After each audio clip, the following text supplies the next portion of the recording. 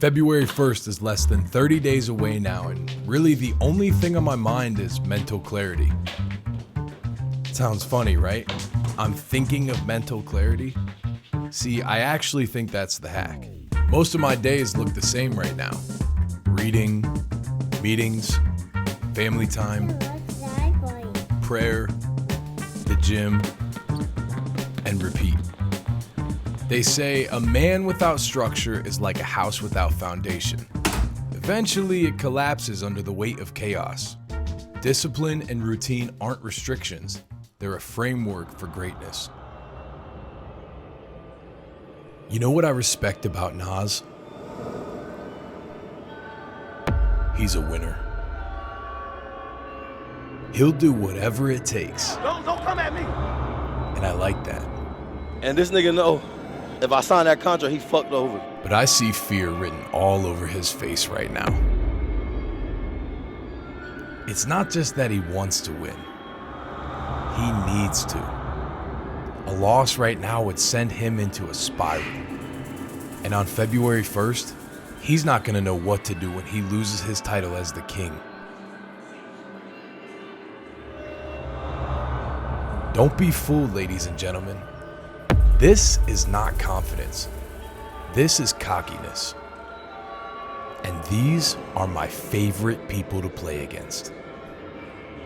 They say an inflated ego may touch the clouds one day, but it always forgets the dirt it came from, until the fall reminds it.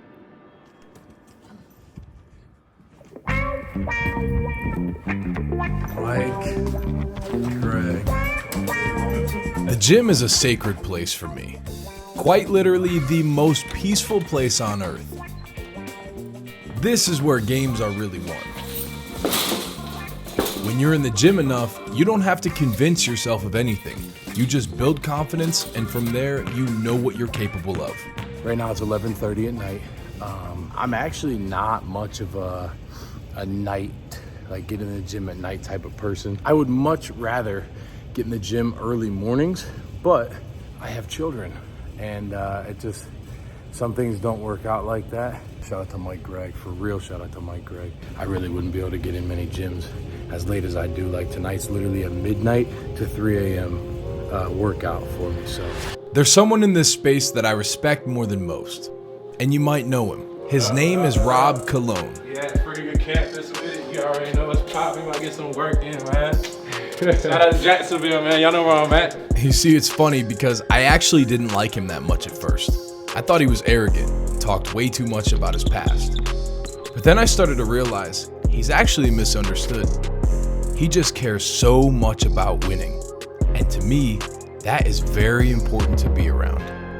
Yeah, February 1st, you know, we outside, man. Back outside in the warm. How do you feel about February 1st, man? I feel good. I ain't gonna lie. It just depends on my work, you know. I can only focus on my work and let my work, you know, let the results happen on February 1st. Can't worry about somebody else. For sure. Remember that. Rob flew to Ohio for a week, and him and I worked out and played more than 11 games of 1v1. And again, this is a sacred place. But I tell you what, we killed each other. What type of hard? What the fuck?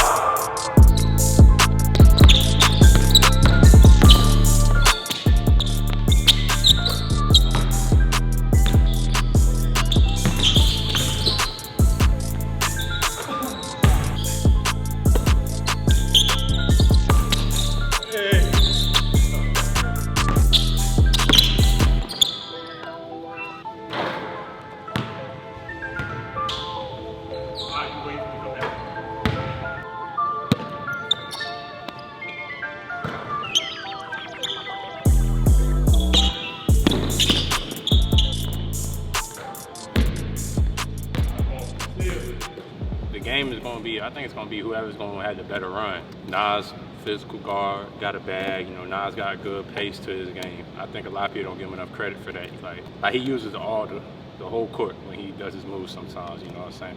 A lot of people they see us type of guards like big guys like us, and they just think like, oh, we strong. But like a lot of times we really finesse players, and if we really become the big guards when people start like fouling or something like that. So it just depends on who making shots that game, and it's gonna be a lot of shit talking, I feel like, between both of y'all. So like, who really, like, I think, like you be saying, like, who got more heart, man? The mental. It's gonna be a lot more mental than the skill and everything. I think you make tougher shots though, which is definitely harder to guard. Like, Nas is gonna create space for his shots. You don't give a fuck. Just one dribble, pull up. If you feel like that shit going in, you pulling up, hitting. So it's like, that's different. Every time I'm playing and I shoot the ball, I like what I shoot, even if it's some crazy shit, because I feel like I work on that every time I'm in the gym. And he can have all the skill and strength in the world. I really think it's going to come down to the mental warfare, and I know I will win the mental battle. All right, look, you may have heard me say this before, but the next chapter will be the UFC of 1v1 basketball. Think about it. For the longest time, boxing was the only combat sport with pay-per-views, press conferences, build-ups to these 1v1 events. That is until the UFC came around and popularized MMA inside of this exact formula. And keep in mind, they're only 25 years old to date. Not to mention, they are a multi-billion-dollar company in that time frame. We will make 1v1s the most popular thing in all of basketball.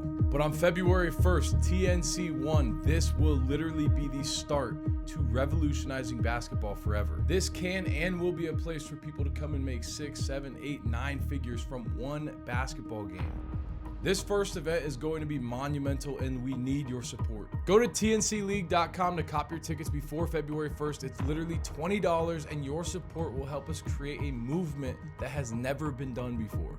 And mark my words, this is not a money grab. We will be using all of this money, pouring it back into the company, and building this bigger than anyone could have ever imagined. Your favorite basketball player will compete on the next chapter one day.